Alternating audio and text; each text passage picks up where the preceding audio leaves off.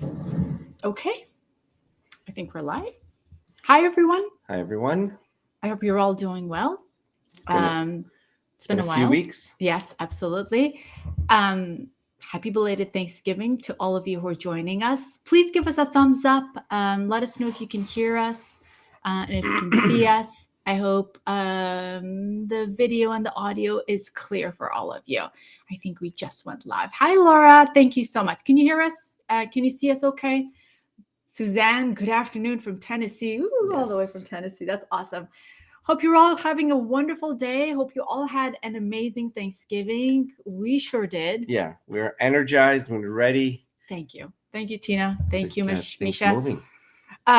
It's great to get back on our regular schedule Yes. of live Q&As and cooking sessions and the posts. We're really looking forward to this month. I know that the topic is nutrition. I'm really excited about taking a deep dive into nutrition. We're really excited about the book of the month. So together we're all going to have a wonderful time, and we have some really fun activities in store for all of you. We were thinking of doing some Christmas carols at the end of the month. Maybe talk about a review of everything that we've presented and we've For the interacted. last 6 months, yeah. Yeah, it would be wonderful. I hope your trip was awesome. Laura says, I just came back from my trip to Puerto Vallarta. Woohoo! That's wonderful. Yeah, that must have been a lot of fun. The weather and everything. Absolutely. We're planning for a few trips. Well, it depends on this virus thing, but Yeah. one is Italy. Aisha got me a gift for Italy. So whether once we get there, we're going to do the train or Yeah. we'll see the road I or hope things bike. don't shut down. We're still like on the fence. And then we've been invited to Saudi Arabia and Yeah. Egypt, and so that's another one. There's a lifestyle conference that's going to happen in Saudi Arabia. We went to that conference in 2019, but we've been re-invited and we're so excited. Well, the most exciting part of that is the person that's in charge of it, which is this Prince Khalid, which is a Khalid Al-Walid. amazing, Yes. amazing lifestyle person behind plant-based movement throughout the world, and he's a brilliant, brilliant human being. He is, and he's working together with so many different organizations here in the United States, internationally, to bring more awareness about the importance of lifestyle and prevention of chronic diseases of aging. So super excited about that. Absolutely. So we have a lot of questions. We 50 do, yeah. questions. It just blew up. More than 50, actually. When I went to bed, there were 3, and when I woke up, there were close to 53. Oh my goodness. So which we love. It's going to be fast fire. So. Absolutely. All right. Let's go ahead and Yes. Talk about the first one. So what I'll do is, Dean, I'll go ahead and just kind of type it in Of there course. so that we could show. And then the question is, as we grow older, it is hard to absorb vitamin B. And what do you think about vitamin B12 shots for older people with diminished energy? So the question, actually, sometimes talking about the question brings up other concepts. So it's not whether you take in vitamin B, but also it's absorption. Yeah. And then there's a third phase, which is utilization. Mm-hmm. So a lot of times when we do B12, we also look at methylmalonic acid levels, because it's a downstream product of B12 utilization. If your B12 is not being used, or you have low B12 levels, then your methylmalonic acid levels will be higher. Same thing with homocysteine. So that's one way to find out, so that you don't have to get injections. Injections circumvent the absorption process, which is pretty complicated. Your B12 gets connected to intrinsic factor, and then the acid levels in the stomach have to break it down. And sometimes, because as we get older, the acid levels are not as strong, or the breakdown process is not as efficient, you might get a lot of B12, but it's not getting absorbed. But if it's not getting absorbed, then you're not seeing it in your blood as well. So a simple blood test tells you whether you have B12.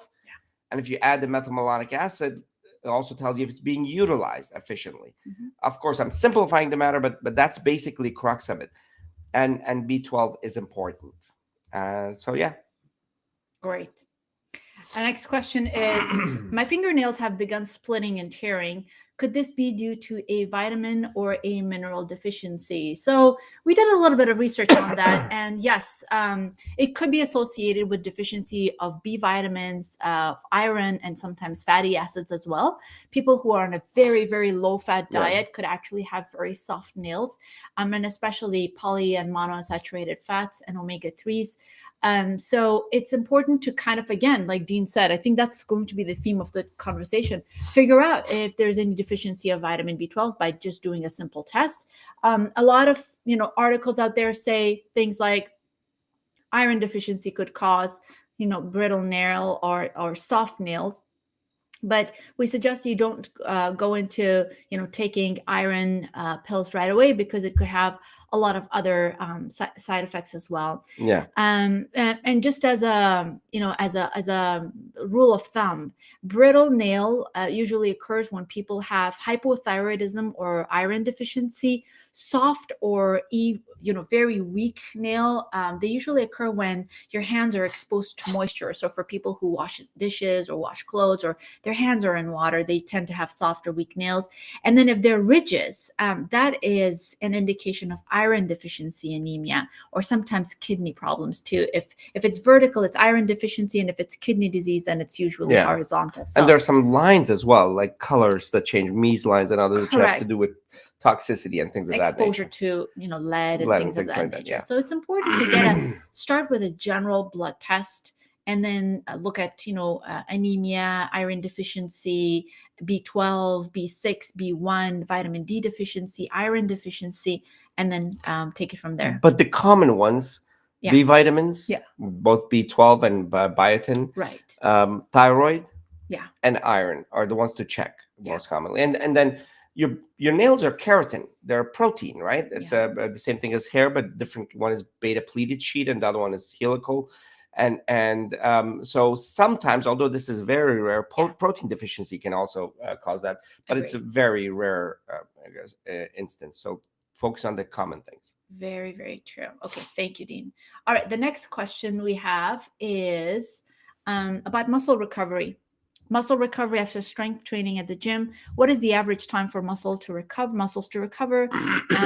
Do we need to take anti-inflammatories or muscle relaxer? I think this was Kirti's question.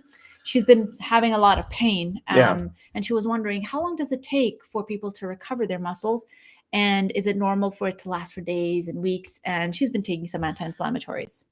That's a beautiful question. And there was actually one of our lovely members who's a trainer answered the question very beautifully, but we wanted to add a couple of things. Yeah, I mean, with everything, you want to know if this is something new. Yeah. Is it chronic? And also defining it well. Is it muscle fatigue, or is it muscle pain? Is it something that's new, or is it something that's different from the past? Or one and the same. So it's really important to define that.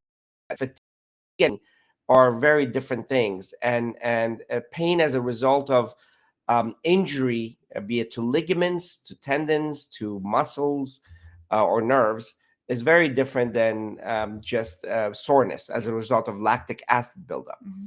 So the way to distinguish this is to kind of define it better, right? Absolutely. Is this something that completely came upon you, or is it the fact that you've changed your regimen, or the fact that you're sick and then you're doing the same thing?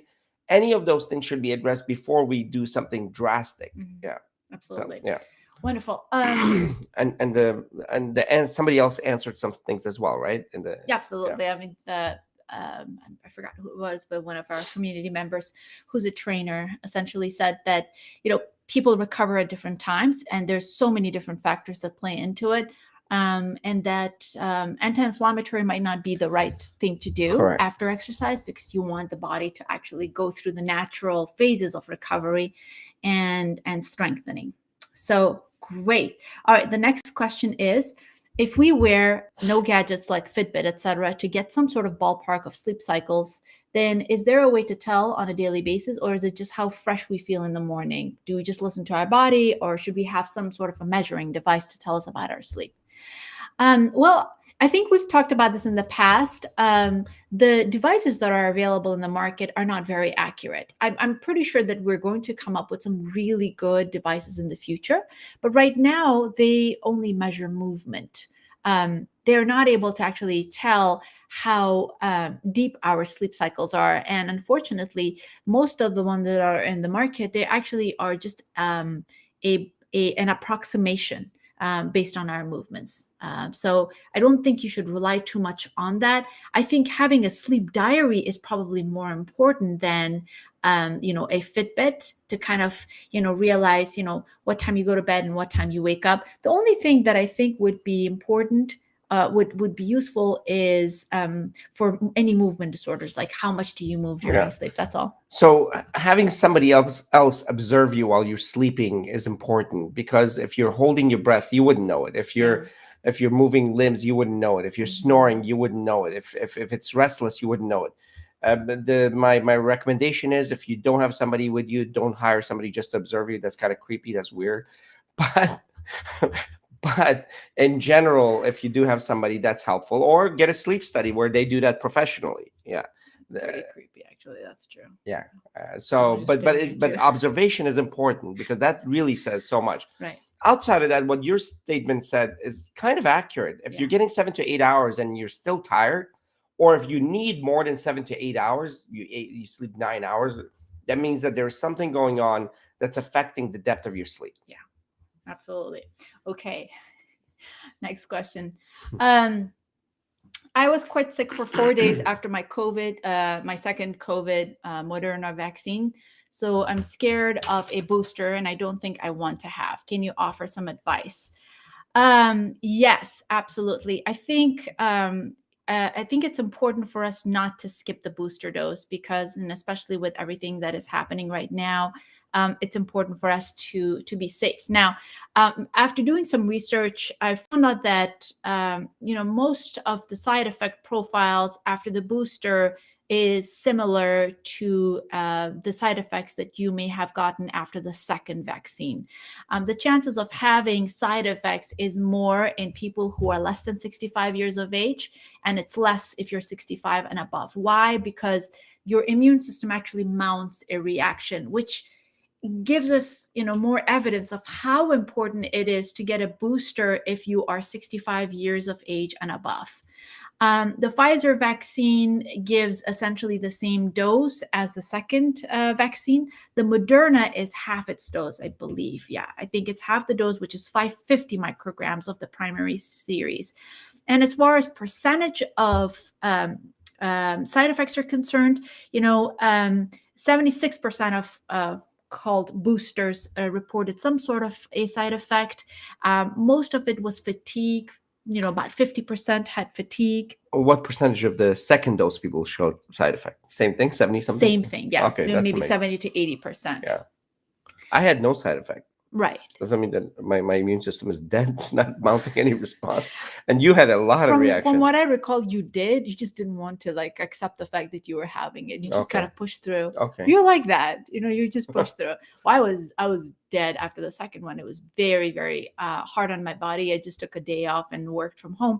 But just to go over percentages, 76% of boosters had some symptoms like local pain and fatigue, muscle aches in about 47%, headaches in about 42%, but it didn't last more than 48 hours. Overall, older adults were less affected by the side effects, and there were no serious adverse events reported during the window when the booster data was captured, and no new safety concerns were flagged during the trial. The same goes for Johnson & Johnson. Basically the same kind of numbers where they felt local pain and fatigue. So all in all, I think it's very important for all of us to get the booster vaccine, especially with the new variants coming out. And they, some of you actually had sub questions under this, and they were wondering, why is it that we need boosters so much sooner than other kind of vaccines where you wait for a year? Yeah, I mean, vaccines vary. Some vaccines you don't need booster or another dose for years and years. Yeah. Others you need them every year. It's more dependent on your body's reaction to the antigen that's provided it. Yeah. If the antigen is not a strong one where the body creates a permanent or long-term, there's no permanent, but long-term immunity, then it needs recurrence. I presume the mRNA component has the benefits because it's not a part of the virus. There's nothing else added. It's just a small part of the mRNA. But at the same time, I would presume, and I have to do some research on this. I hate giving data without doing thorough research.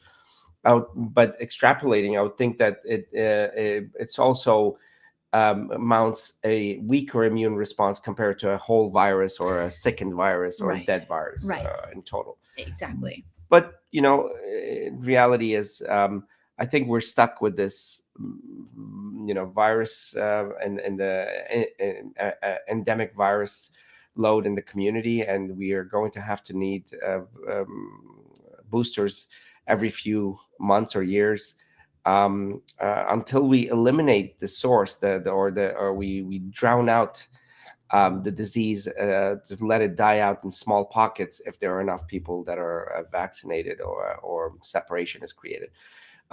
It's a complex situation. We're a little scared about the evolving nature of things. Yeah. But nonetheless, we're learning. We're all learning.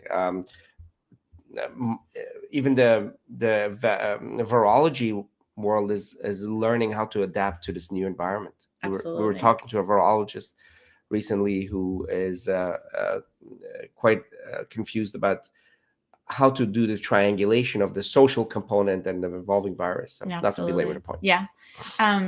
Cassandra has joined us, and she says everyone in her household had a slightly less but similar reaction to the booster as they did mRNA shot too. Yeah, Cassandra, I think that's been the pattern where the side effects are not as as aggressive as they were, slightly less than the second booster dose.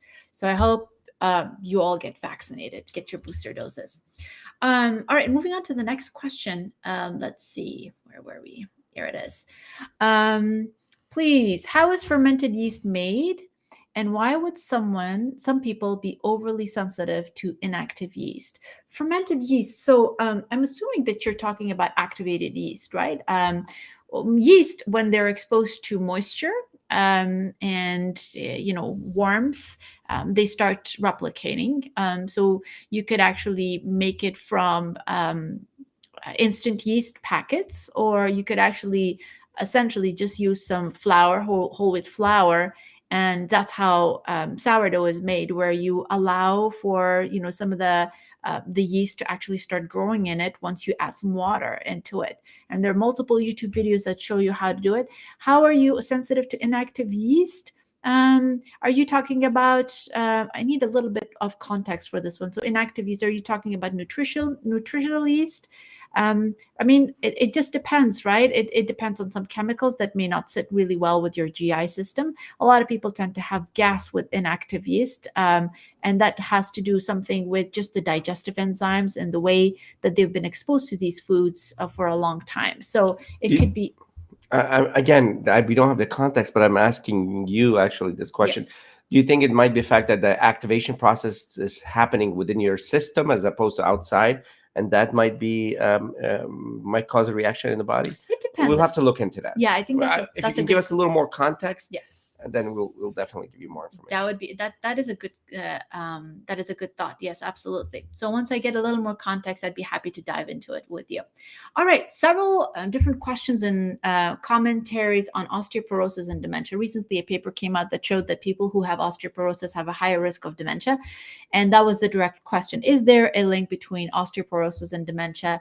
And if so, should people get treated? And if so, is there a risk to brain health with bisphosphonates? Bisphosphonates are a group of medications that essentially restore calcium and phosphate in the bones, and it slows down the process of osteopenia or osteoporosis. So the answer to this is going to be unsatisfactory to a lot of you because it's still preliminary stages. These are all correlative data. Some a little bit more strength to the correlative data, and but still correlative. We really need to know more. We really need to study this more, both as far as relationship of osteoporosis and dementia and bisphosphonates. A lot of the chronic diseases that happen in aging happen because of aging. That's the whole point of confound. So the confounding variable here, the intermediary confound here, is aging. So could osteoporosis be related to aging and also dementia be related to aging? So therefore people make the confounded relationship of osteoporosis and dementia. That's still a possibility. The studies that are coming out are a little better than that. They're able to actually tease that out, but I think it's still very early to figure it out, make that relationship. A lot of chronic disease of aging co-occur. Yeah, I agree. And these two are the most common that co-occur. Agreed. So hopefully we'll get more information and, and I'm sorry, did you address the bisphosphonate medication? Same thing. Yeah. The data is still out. Yeah. Yeah. Because these studies are done in elderly populations, multiple different chronic diseases of aging also come into play, and the statistics can't really separate the effects of other risk factors on brain health. So to give you a little maybe insight into this, we did secondary database analysis in large databases like hospitalized data in all of the United States, 8 million people per year hospitalization. And then you look at these chronic diseases and the relationships, and you see that there's much of this is just the confounding factor is aging. Yeah. So the thing that connects them all is aging and not the thing in themselves. So we need better studies. Absolutely. Okay. Hey, Lois, good to have you with us. The next question is the use of contrast dye in an MRI of the brain considered an invasive procedure? Are there long-term risks for a one-time exposure? Invasive procedure, yes, by definition it is, right? Because you're getting something that is injected in your vein, and there's no data, there's no information that shows that these contrast dyes are associated with long-term risks. Of course, if somebody is sick, if their liver, their kidney, because the dye is actually excreted through the urine, if the kidney is damaged, then it could actually potentially harm the kidneys even further. That's why they actually do some tests ahead of time before people need to get contrast energy. So there's really no evidence that contrast causes harm to the brain or to other organs if the other organs, especially kidneys, functioning properly. Correct. Be it PET scan or MRI or otherwise, the data is really lacking. And we've done enough of this. I mean, we've done so many, maybe hundreds of thousands of MRIs with contrast and PET scans with contrast that we have the data if there was anything there. We would have known by now. Okay. Next question. Are there any long-term brain effects from a teenage concussion where a person was knocked unconscious, out of it, and delirious in the hospital for a week, tired and dizzy for 2 weeks or more? There's a follow-up to this question. Could the concussion have caused any emotional, or maybe we should actually answer this one first and then we can go to the second part. So are there any long-term brain effects from a teenage concussion? Yes and no. I mean, anytime you have a concussion, it's going to leave your brain a little different, a little affected. But here's the thing. I mean, your response to that concussion is dependent on your underlying other medical problems, your underlying cognitive reserve, which is what you've done with your brain so far up to that point, how you've treated the brain as far as food, exercise, and all of that stuff before and after. There's so many other variables that by far supersedes that concussion. Especially if there was no bleed, especially if there was no shearing effect in the brain. So it's critical to kind of take that into consideration. Now, if there was bleeding, if there was shearing effects, there would be probably some effect. But I think even there, we've seen people with massive damage to the brain, and yet when they were young, and yet when they were older, they were able to overcome and build redundancy and capacity. So absolutely. This is a very difficult question to answer because it takes in so many other variables into consideration. But it does put you at risk. If all things being equal, if you don't take care of the nutrition, lifestyle, and everything else, any concussion that knocked you out for a week will put you at greater risk. But then if you take on the lifestyle factors that reduce inflammation, oxidation, especially early on, we didn't know this stuff back then. That's why we kind of try to push this in high schools. Like if these concussions happen in sports, yeah, you're going to give them medication and this, that. Most of the time, the medication don't even cross the blood-brain barrier. Yeah. But things like food do matter. Very much. You know, Very much. sleep that does matter. I mean, creating an entire plan around sleep recovery, around nutrition does matter, because they will affect the acute phase of concussion. Yeah. So yeah. Absolutely. Absolutely. All right. Here is the follow-up. Could the concussion have caused any emotionally strange behavior, difficulty emotionally adjusting to college in the years afterward, or is that too far-fetched? It's not too far-fetched, depending on the area of the injury. If that's a frontal lobe injury, I've known many people who've had frontal lobe injuries that have had behavior changes that then affected their motivation or their processing or organizing capacities, or they've had other areas of brain damage which affected their emotions and anxiety and depression. So that's been known to be consequent to these kind of injuries. They're not permanent, and in the past they didn't address these things. Right. But by addressing them, by bringing in certain mechanisms that reduce the trauma and also the psychological process, then one can remedy this. Yeah, absolutely. Lois says, on another topic, what about the use of, let me just go ahead and show it to everyone. She says, on another topic, what about use of Premarin, a conjugated estrogen? Are there known side effects or effects on the brain? The question on osteoporosis. Premarin, a conjugated estrogen. So when we say effect on the brain, everything that crosses the blood-brain barrier affects the brain, positive or negative. When there are chemicals that are external, they usually have some mild negative potentially effect. I mean, these are really generalized statements, which I'm very uncomfortable with. Right.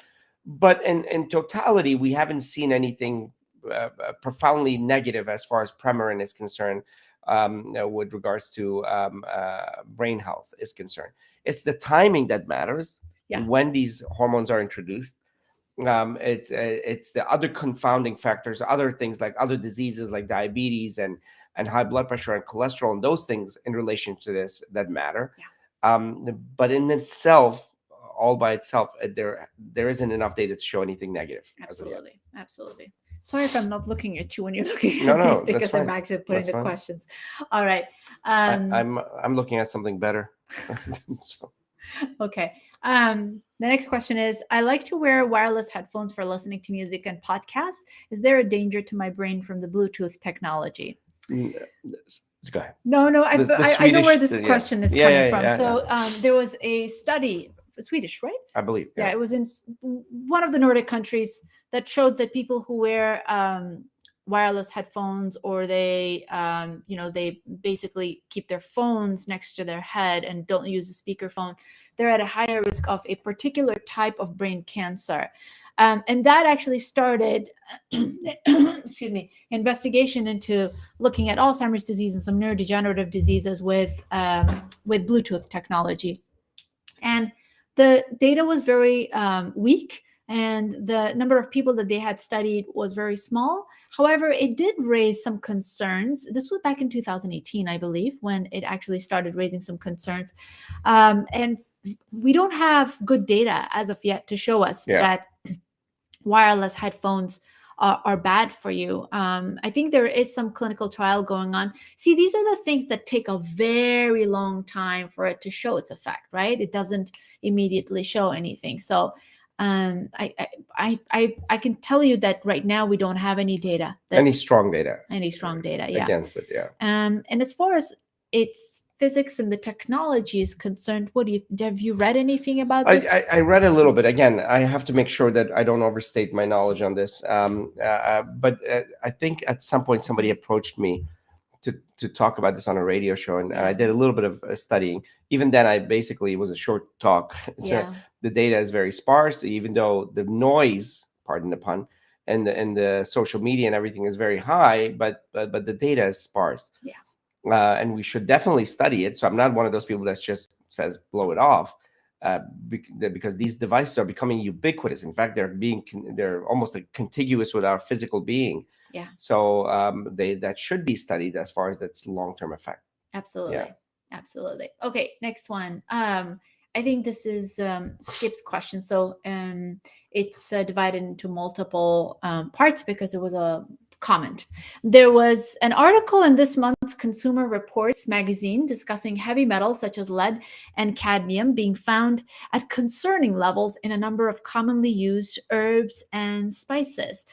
Testing in their labs identified several heavy metals in a number of samples across a broad range of brands, including national brands and store label brands. And so the question was, hold on one second. Sorry. The next part is there were no discernible pattern either with regard to specific brands or specific herbs and spices. Their article also made mention of a 2018 study in an academic journal addressing similar concern. And Skip wanted us to kind of explore this and talk about this. So have you read anything? No, I haven't read this article. So I have, and I think this, you're right. It actually did come in 2018. There was a couple of smaller studies from the United States, some PhD projects that were done in looking at lead and mercury in different food products. They actually looked at canned fish, but they also looked at arsenic and mercury in baked goods and spices as well. And yes, they were quite high.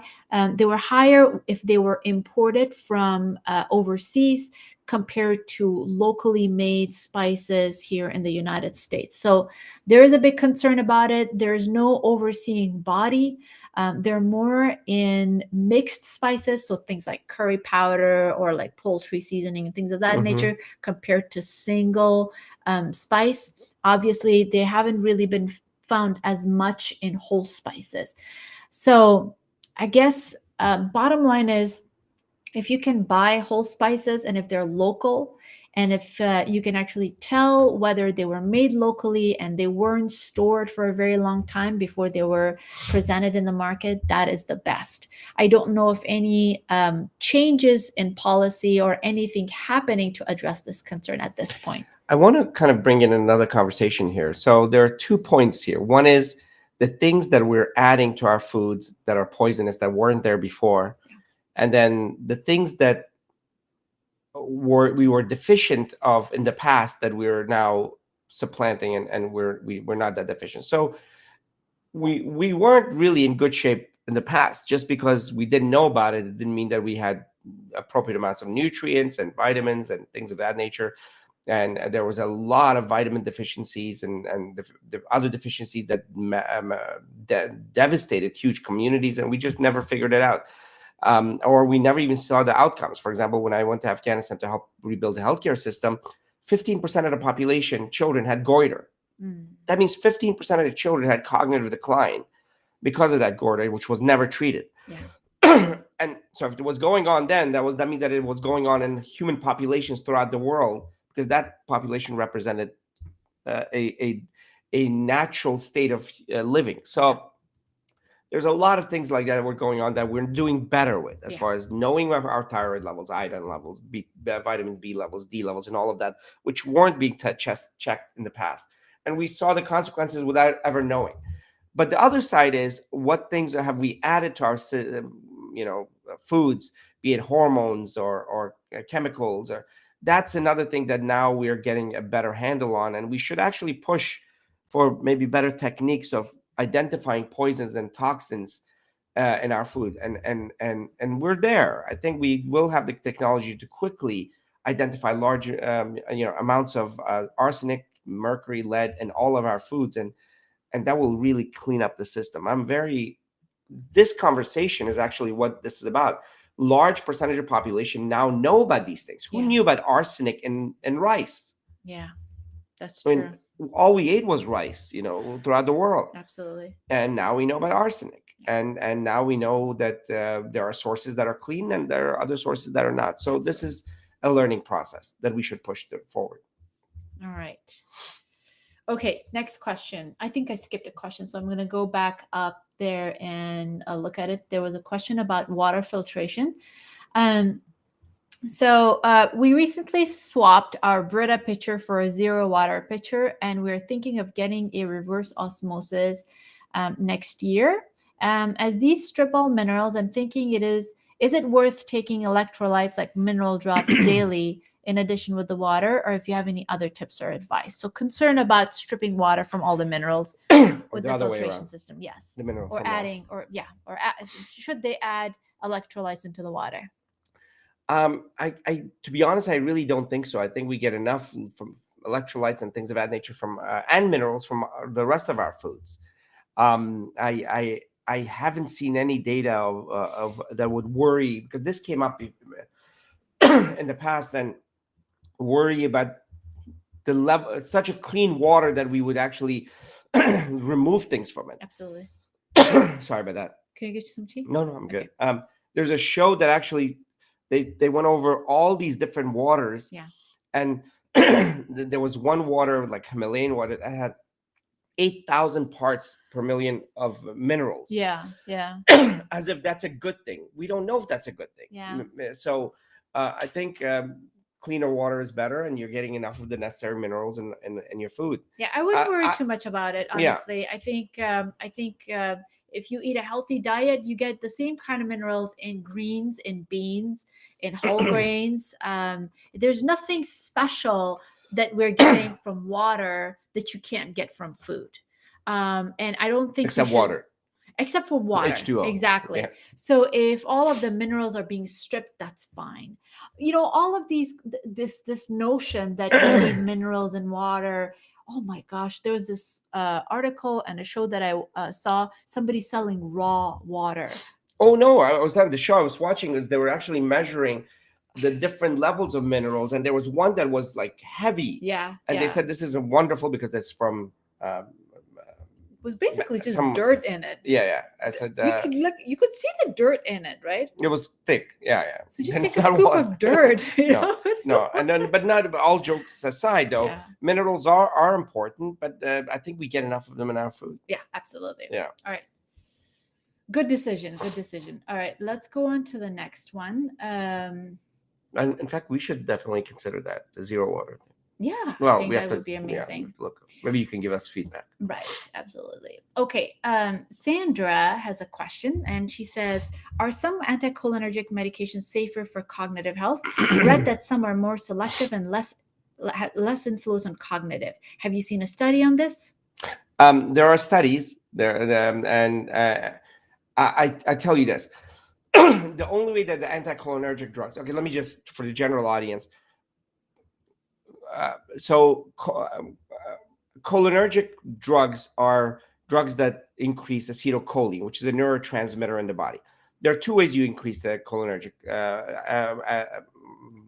and this neurotransmitter is. One is you reduce or block the enzyme that breaks it down, which is the drug that usually is used for Alzheimer's, so which is the erosapenol. These are anticholinesterase inhibitors, which is the enzyme that breaks them down. Others increase cholinergic processes. In either case, anything that lowers cholinergic processes for bladder and other things have been shown to actually also affect cognition. Initially, it was thought that it might affect cognition long term, and that's still being studied. But definitely short term, they have effect on cognition. I really don't think that there is a difference between them. If they're going to lower choline, acetylcholine, yes, they're going to affect your memory and thinking. That's basically it. So just know what drugs have this effect on acetylcholine that blocks it or lowers it, and you'll know that it will affect it. A lot of times the bladder drugs or that affect your bladder or retention, they have this anticholinergic property as well. Yeah. Absolutely. Okay, let's go to the next question now. All right, so this is a practical question. Can I have some advice, even just from the community, about how to keep food warm enough when serving a big meal like at Christmas or Thanksgiving? She kind of went in and said, there are a lot of times when she's ready to serve dinner and it's cold. What would be the best thing to do? That is a challenge. what we do is we basically turn on our oven at 150 or 200, and we just cover our dishes with a lid, and we have in our household, even during parties, I have these really nice dishes, like a Dutch oven, that I serve the food in that Dutch oven instead of like taking out on a plate. So what we do is we kind of keep the pots inside the oven and just keep them warm with the lid on. And if it's something that you're afraid that will dry, I essentially wrap it up really tightly with parchment paper, and I try to make sure that it's kind of sealed. And with that, I think you're going to be fine. What about that other things that you have, which is the candles at the bottom and the containers, the metal containers? Oh, yeah. Well, the one time that we all invited 45, 50 people, I just bought these food warmers, and they also helped a lot. We have to So invite all these people to our place. you're all welcome. Yes. And And then we'll get bring that pizza. out. Yes. We're gonna the get like pizza. plant-based Of course, pizza. Of course. I don't know if you guys can see, but I'm actually making some whole wheat bread there. I put it there in the background. So I'm thinking of either making a plant-based pizza tonight for the kids, or for bread. In any case, so those are some of the techniques that you can do. What are you can making also, for Simon Hill? I'm making a pizza. For him? Yeah. Okay. Simon Hill is coming to our house on Monday. The book you're reading is his. Yeah. So. Yeah. In any case, where were we? We just kind of like digressed so much. It's okay. But you can also use your Instant Pot Mhm. if you have a soup, or if you have, like a stew that you can pour out. You can keep it really nice and warm in an Instant Pot. And then others, if they're smaller, what you can do is just pop it in the microwave for a little bit, make sure that it's sealed so it doesn't get too dry, and warm it up. My mom and I and Dean, we have a system. Like 15 minutes before serving dinner for friends, we just kind of just make sure that everything is nice and warm. If it's not warm, we microwave it, and we crank up the stove and put the pot on the stove just so that the bottom is warmed out, and just kind of shake it real quick. It works out just fine. We have some really interesting gatherings here, and we have a rooftop that we've created a nice space, and it will be filmed fairly soon with really interesting people, and we'll share it with you guys as well, of course. And much of that has to be around food. Yeah, Happens absolutely. to be around food. Yeah. Really excited about that conversation and food. All right, next question. Do childhood seizures harm the brain? I found conflicting information from internet versus doctors, so there must be some debate. Depends on the seizures, the type of seizures, persistence of the seizures, and intractability of the seizures. Yeah. There are so many factors there. First of all, about 2 to 3% of people have seizures in their life, actually closer to 3%. Right. And a fairly large number of that is children and childhood. And a major proportion of that is what's called febrile seizures. Yeah. Now, febrile seizures, once, twice, or 3 times, there's no data that's shown to have persistent damage long term. Right. Absolutely. But epilepsy, which is consistent, sustained seizures, has been shown to have an effect. Yeah. If not treated, definitely. If you have grand mal seizure, it has scarring effect. And if you and some medications long term might have some effect as well. Agreed.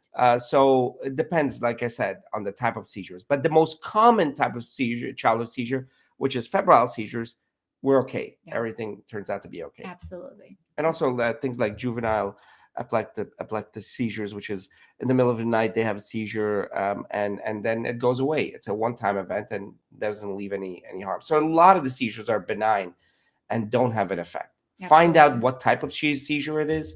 What is the EEG pattern? Mm-hmm. If it has happened many times, or if it's happening, if it needs medication or not. All those things will be the determining factor. Yeah. There's actually a follow-up to this question. It says, is medication for seizures occurring once per month in a 5-year-old a definite, or is there room to argue against it? We can't make comment on this case. It's especially for a case like this, we would need to know so much more than this, and it would be kind of irresponsible for us to make a comment on that. Yeah, I think it's best to stay, to follow a pediatric neurologist recommendations, because like Dean said, it all depends on the seizure patterns, its frequency, where it's coming from, whether it's associated with a syndrome or is it just, an ad hoc seizure. And what they say semiology, which is the type of a seizure. And also the progression, because seizures change as we Yeah. get older. Yeah. Some of them completely go away, and a smaller percentage, they actually evolve and become a little worse. So all of that needs to be under observation of a neurologist, pediatric neurologist to be specific. Yeah. Okay. All right.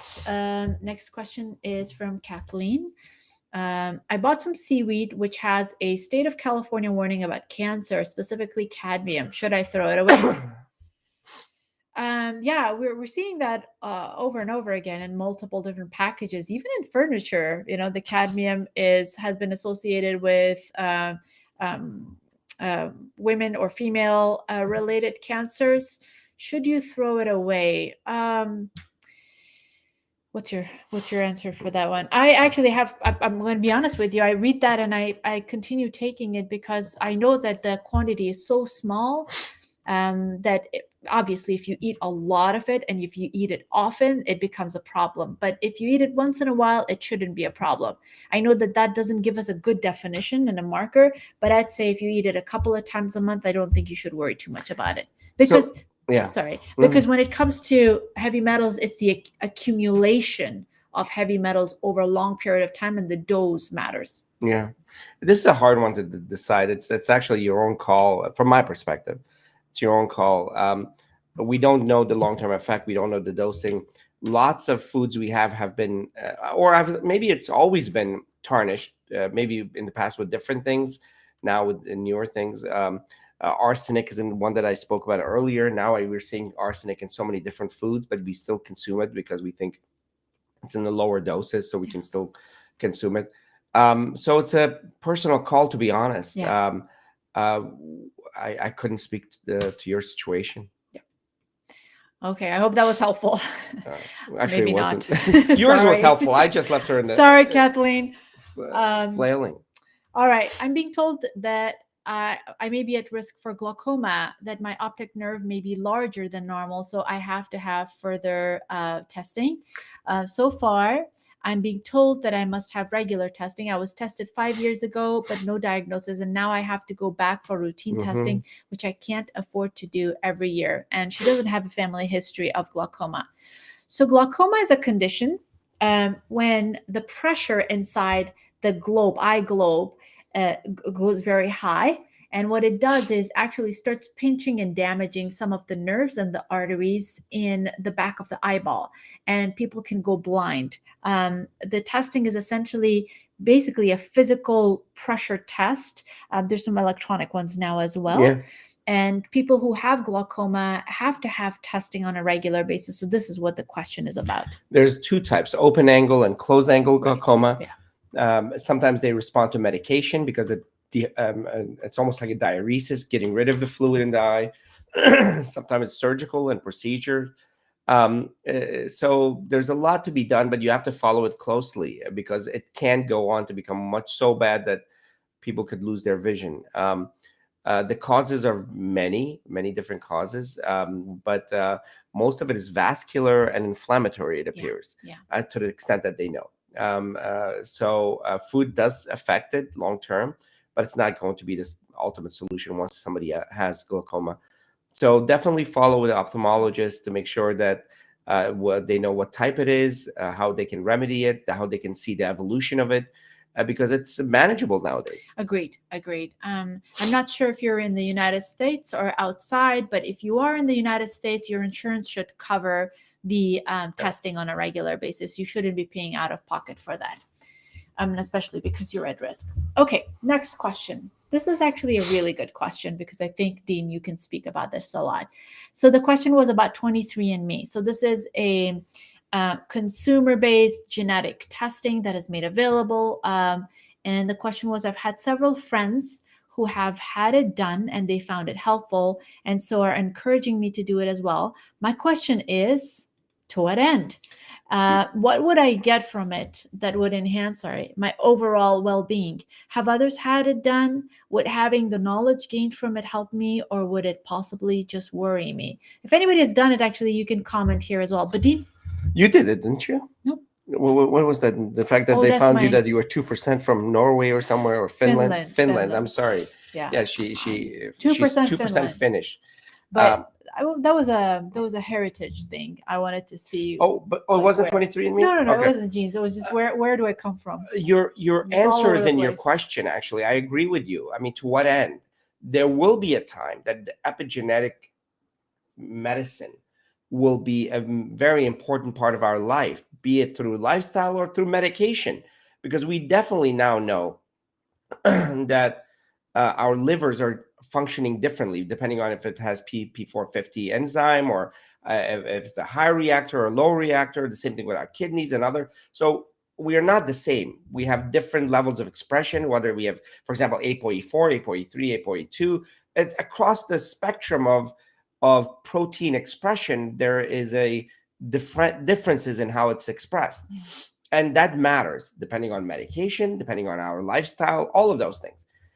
We are not there yet. So let's say you gain something. Let's say you find out you have ApoE4.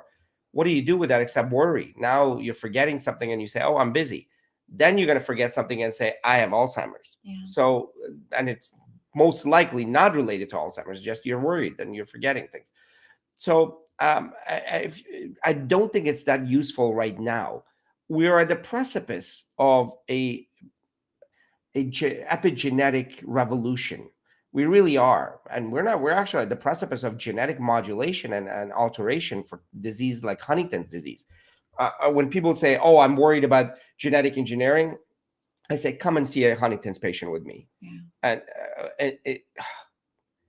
It's such a sad, sad disease. That disease must be genetically altered, and so that the person doesn't go through it, their family doesn't go through it. Sickle cell and others, and 8-year-old child going through a sickle cell crisis in severe pain, 2:00 at night in an emergency room, and it's one gene, one little locus, snip out, done. And so, well, it's not, but so.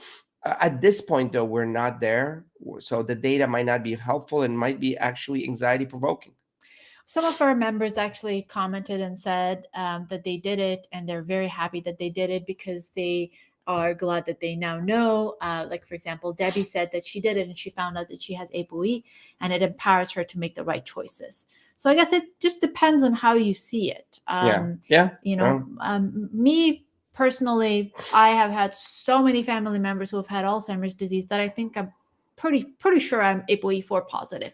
And so instead of like finding out, for me, it just makes sense for me to assume that I have it and just live healthy, regardless. If I have, say, for example, if I have a gene for an unknown disease, I don't think I want to know about it. I just want to do my best and live a healthy life moving forward, whether it's cancer, whether it's dementia, whether it's some sort of, a debilitating chronic disease that, I have it in me. I'll do my best to live a healthy life. So I fully agree with that. And until there is cures for some of these. Exactly. But here's the thing, though. There are certain genes where families have breast cancer, and they have these, if they have these genes, they might want to make certain decisions. If there's a very high proclivity of breast cancer, right, or the polyposis diseases, where there's lots of polyps in the intestine, right, which eventually is going to turn into cancer. Yeah. They would want to know that so that they can make decisions early on. But that data should come to you from a familial side of things.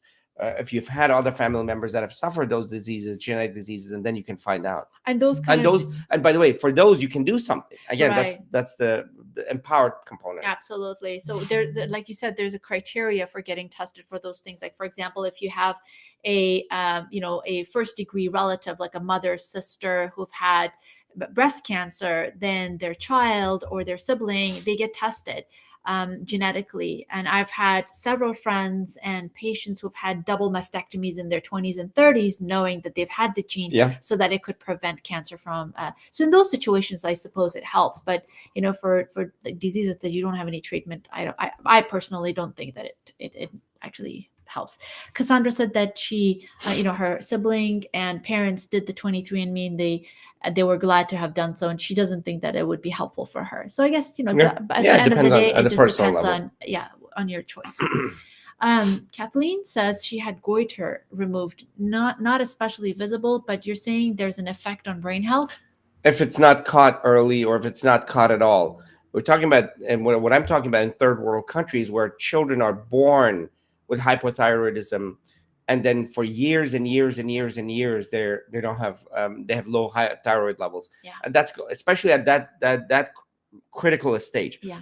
By the way, yes, thyroid disease, that one of the most common reasons for cognitive decline is Thyroid. hypothyroidism. Absolutely. So in fact, the insurance covers that. So if you have memory problems, one of the few things that we're allowed to check through insurance universally is B12 levels, thyroid levels, syphilis levels of all things, and I don't think that's that relevant nowadays, but it is checkable. Really is. But those are definitely two of the things that you can check. Yeah. Because those are the most common reason for endocrine and chemical reason for the cognitive decline.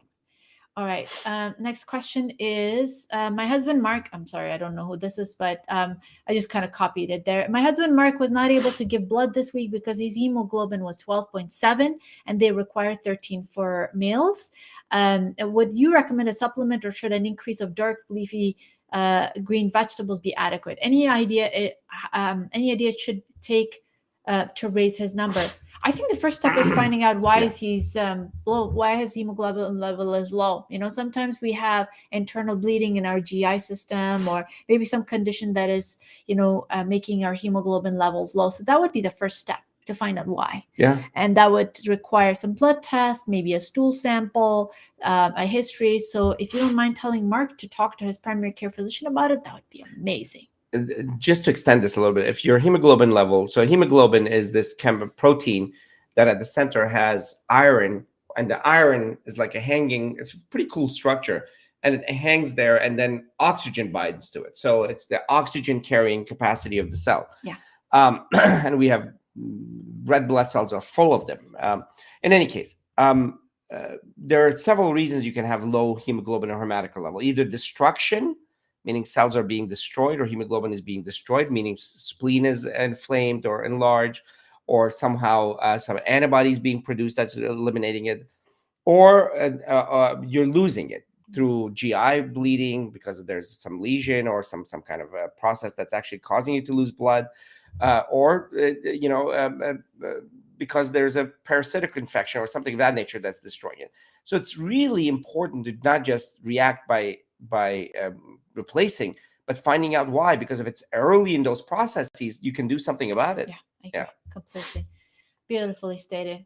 All right, next question.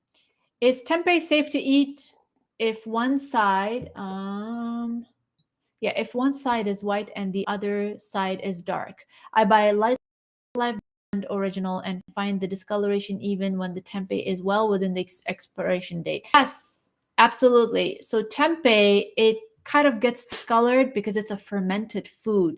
So even if you have, black patchiness on top, which kind of looks like fungus, it's not. Well, probably is. It's like a little, it's actually, it is a fungus because it's a fermented food. So don't worry about the discoloration at all. The one thing that makes tempeh delicious is when you cut it into chunks. Well, the next follow-up question to this is, does tempeh always need to be cooked? Yes, it needs to be cooked, but you can eat it raw as well. Tempeh is so delicious. Oh my goodness. I actually haven't really tried tempeh in our cooking sessions. Maybe we should do. Absolutely. It's so good. Yes. So what you need to do is you need to steam it a little bit. Like, for example, when you're ready to saute it with other vegetables, if you cut it into cubes and you put it in a pan without any oil or anything else and add a little bit of water and just put it on high heat and put the lid on and allow the tempeh to absorb all of that moisture, what happens is it kind of becomes really porous. So when you marinate it, or when you put, some soy sauce or any other dressing on it, it completely absorbs it. For those of you who don't know what tempeh is, I should have started there. Have you guys seen the passion Aisha shows for food? I love that. So tempeh is fermented soy. I'm sorry? No, I just wanted to kind of show you guys how wonderful tempeh is. Like, we for have example, a recipe, right? Yeah, I just want to show you this grilled tempeh in a wrap. This was in our 30-day Alzheimer's solution book. Look how beautiful and gorgeous that is. You can actually cut it into cubes, and it has a very unique texture. You can add it into casseroles. See, like, for example, this one is the cheesy tempeh and sweet potato breakfast casserole that is just out of this world. But you can also kind of grind it and, make it like a bolognese sauce. Man, we should have more tempeh in our recipe. We should definitely. Anyway, Yeah. promise we'll do that. I think this question was from Lisa. All right, let's see. All right, this question seems a little incomplete, so I'm sorry. The question was about ferritin levels. The results were normal, however, the low end of large range. My doctor was unconcerned. I'm postmenopausal. I think this was related to this question. The question was, can you please talk about vitamin K2 and bone health? I had a 34% decline in bone mass in just 3 years to a -3 T-scores when I had actually improved from my previous one. My thyroid screenings have all been normal. I'm 71 and she's postmenopausal as well. So vitamin K2 is important for bone health, but it's in the combination of, calcium and phosphorus and everything else. On its own, it really doesn't work very much. I suggest you follow your doctor's supervision and, for them to actually do some blood tests and see what kind of supplements and medication you need. It seems like you definitely need medication for that kind of a score, right? And definitely the medication should, in this case, as opposed to others, you start with medication because, but you have to get the, as Aisha said, calcium levels checked, you did the thyroid level, vitamin, and also parathyroid hormones. Yeah. So the parathyroid hormone is the hormone. These are two little glands on the sides of the thyroid that its function is calcium absorption and calcium utilization.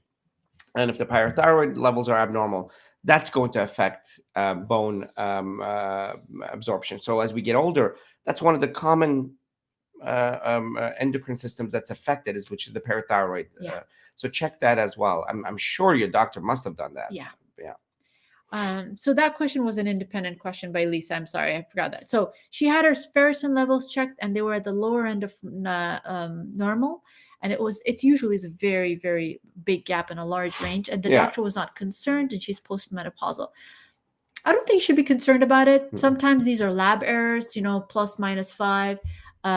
But just make sure that you eat high iron foods. And if you read this month's book, The Proof is in the Plants, there's this beautiful table of all the high iron containing foods in plant-based world. So you can actually add those and learn a whole lot about how to raise your hemoglobin levels, your iron levels, and your ferritin levels. We have a section in this book as well. Yeah, absolutely. Yeah, we do. No, on iron? No, Yes. on definitely in our book, but also in Simon's book.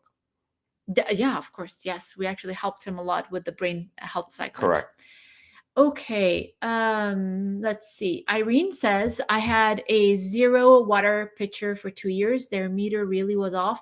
I would change the filter, and at the same day, it showed high ppm. I switched to another pitcher called Clearly Filtered.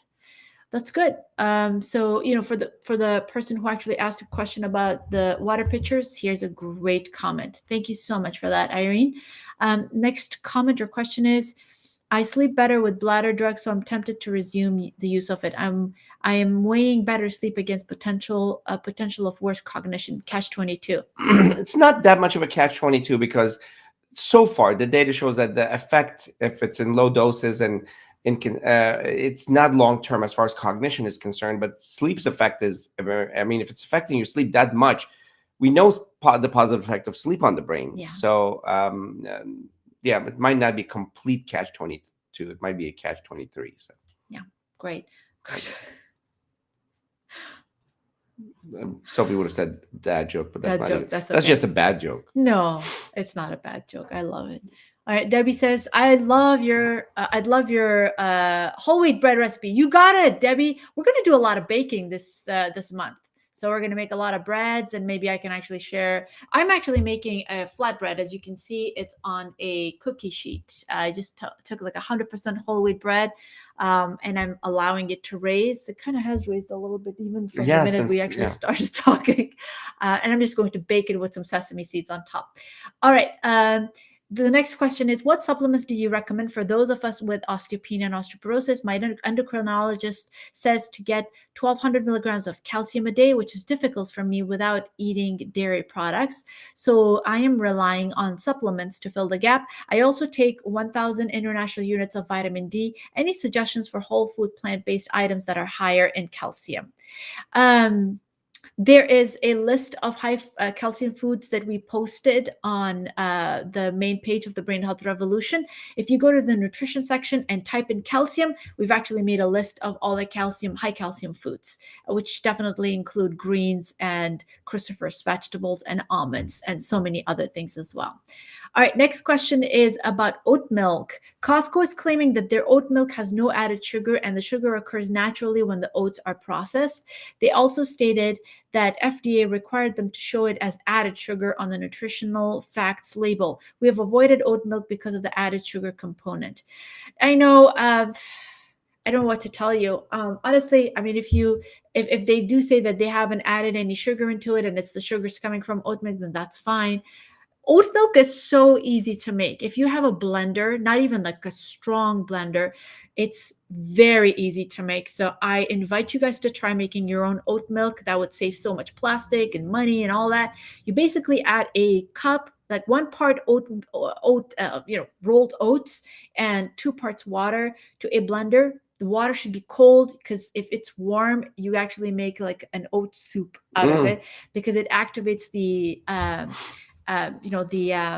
the factors in oatmeal that kind of make it thicker, right? So just, very cold, ice cold water, and you blend it for not more than 30 seconds.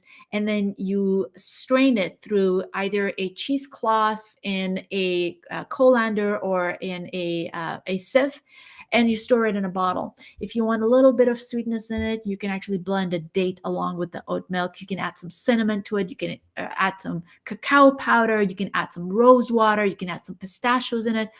It's so good. All right.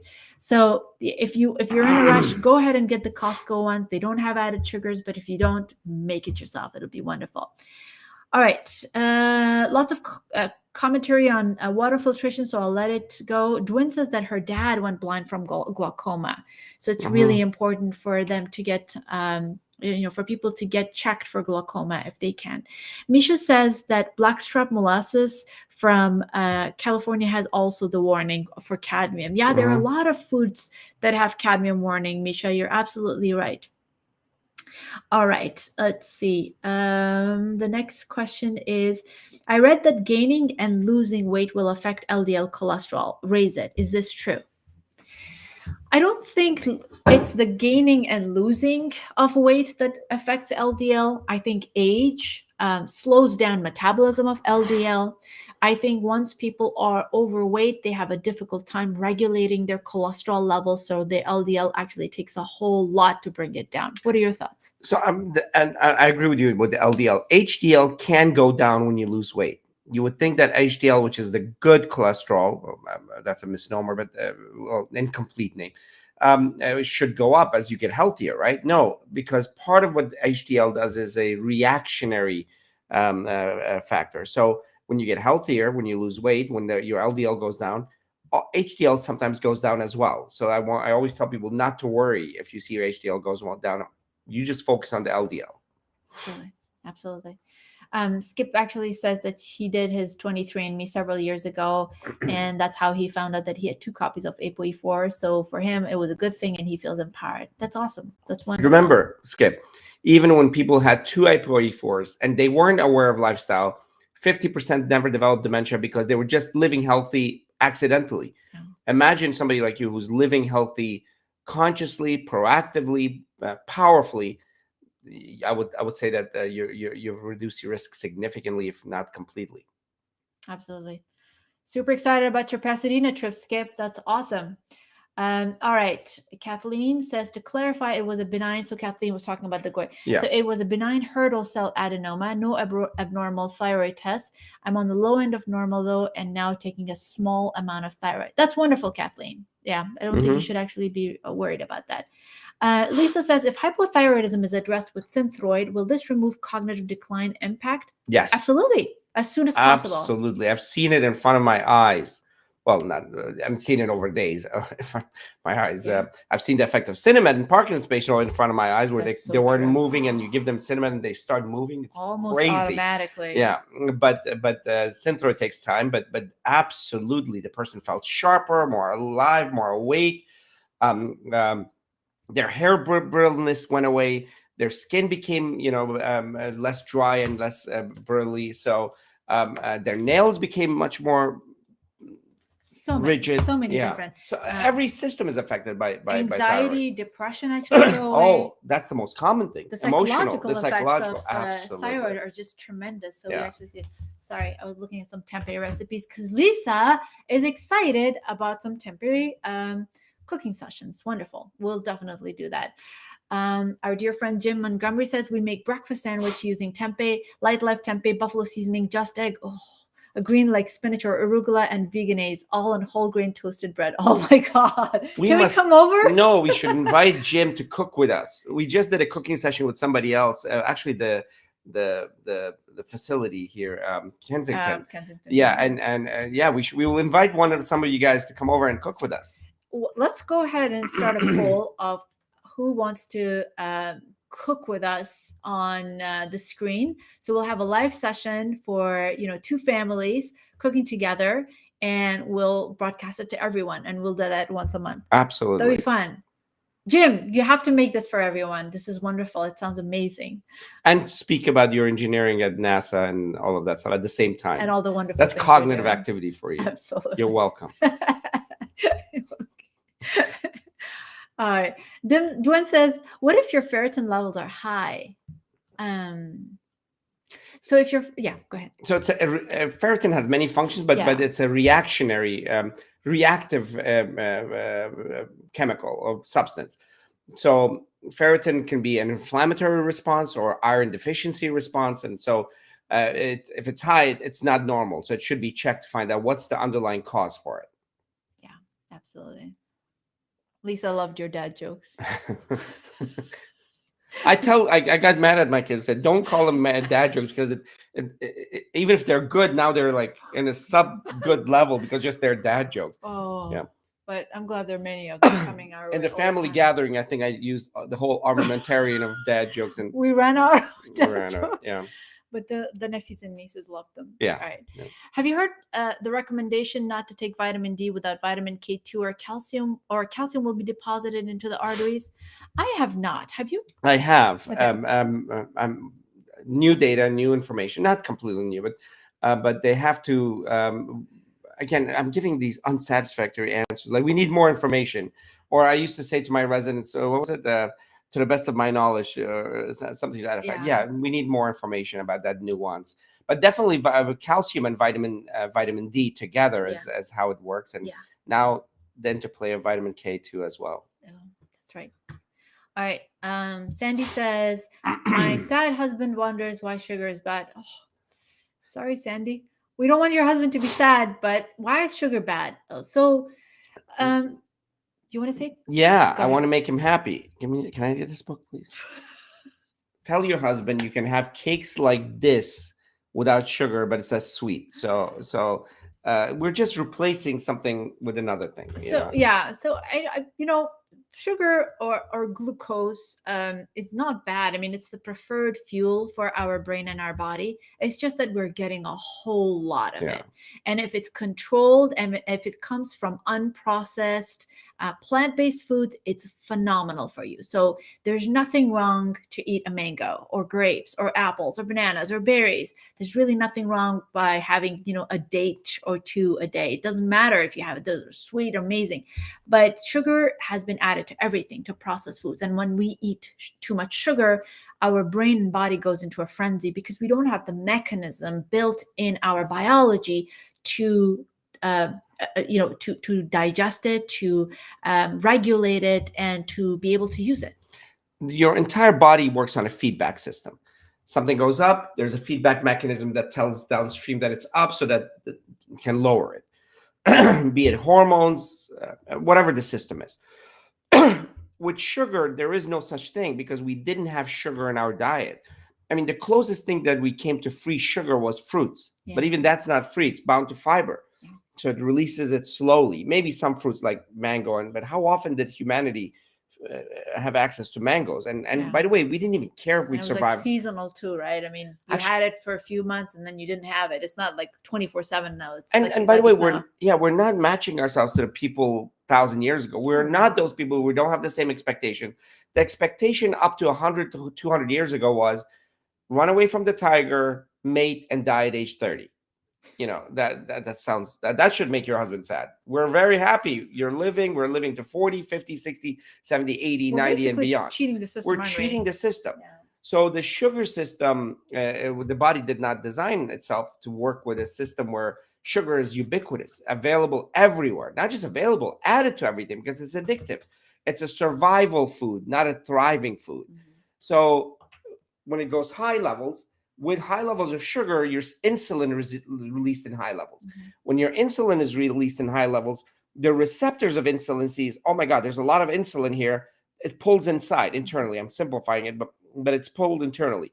Now you have sugar everywhere, yet the body can't absorb it. The cells can't absorb it, especially Right. the brain cells. Right. So we have incredible amount of sugar even in your urine. In fact, one of the tests we used to do, not us, pre-us, I'm not that old, that used to do with in medical school students was they would have to taste the urine. If it was sweet, this was diabetes. Yeah. Because they have a sugar in excess and the body can't use it. That's the problem, not sugar. It's the release of sugar, the type of sugar. If it's complex carbohydrates, it's fine. Yeah. But we are getting sugar everywhere. Absolutely. Absolutely. Okay, Debbie is excited to cook with us. Awesome, Debbie. Let's do it. Jim says the sandwich was April's creation. Okay. So he's giving credit to April. That's okay. That's very sweet. And Kirti says, need your blessings. My birthday's on the 7th. Setting in some goals. Reduced my screen time this birthday month. I'm off of social media. I'm reading more. Implementation of good habits. Wonderful. Happy birthday, Kirti. Happy That's birthday. Wonderful. Oh, these are all incredible. We wish you all the best. Stay connected, though. Don't disconnect from the community. We're going to miss you. Lisa says, I'm disappointed that my LDL is above optimal despite a whole food plant-based diet. Is it age? So, sorry, go ahead. Oh, I was just going to read the next part of her question, which says that her HDL is very high and her triglycerides are extremely low. So that might actually, before reading that second line, I was about to say there, please check your diet again to make sure there's nothing sneaking in the food somewhere, some saturated fat somewhere else. And it might be the age, but actually this might be a genetic thing, because if your HDL is high and your triglycerides are low, and yes, just LDL, then it might be just genetic. And in that case, if it's borderline, I wouldn't worry too much about it because your HDL is high and everything else. But if it's very high, we are not against medication in those circumstances. Yeah, absolutely. Where there's a high levels of LDL despite good diet, because the high LDL has more risk, especially in your family. If you have history of people dying of strokes and heart attacks, then that's something to really think about. Yeah, absolutely. I guess that's basically it. Yeah. Jean says you can smell the sugar in urine when it's too high. Yeah, definitely. Yeah. All right. We're going to let you guys go. I just wanted to kind of show you this really nice product that I found in the market. It's puffed amaranth. It's a wonderful high fiber, high iron food. And you can tell that, like one serving or 1/10 of this box has 8% of your fiber intake and 11% of your iron needs. It's just a really nice puffed amaranth, and it tastes delicious on top of yogurt, soy yogurt. So if you can make a soy yogurt parfait with some quinoa and, just kind of top it with some puffed amaranth, I think this is, it'll be really nice. And it's very low in calories as well. 1/10 of this box is 40 calories. So just kind of an exciting food product that I found in the market. In any case, thank you so much for joining us. Love being here with you all. I'm so glad that you all are doing well. Good luck with everything. We'll post in some polls for the cooking sessions. Thank you for all of the ideas and the comments and the contributions to the Brain Health Revolution. We want to make this a little more robust now. So we want you guys to kind of volunteer names of people that you think have been great community members and have been sharing a lot and have worked with you guys. So please send some names in for this month. Also, if anybody wants to lead the book club or be part of the leading of the book club, please jump in, because we want you, the community, to kind of take some leads as well. Absolutely. And then if there are any talents that you want to share with the community that will help them with their brain health or something, please tell us and we will actually highlight you. And then of course, music. Aisha will be doing some music session, you said, for Christmas. Well, we're thinking of doing some a Christmas carol session for all of you guys. I have to say, you had to see.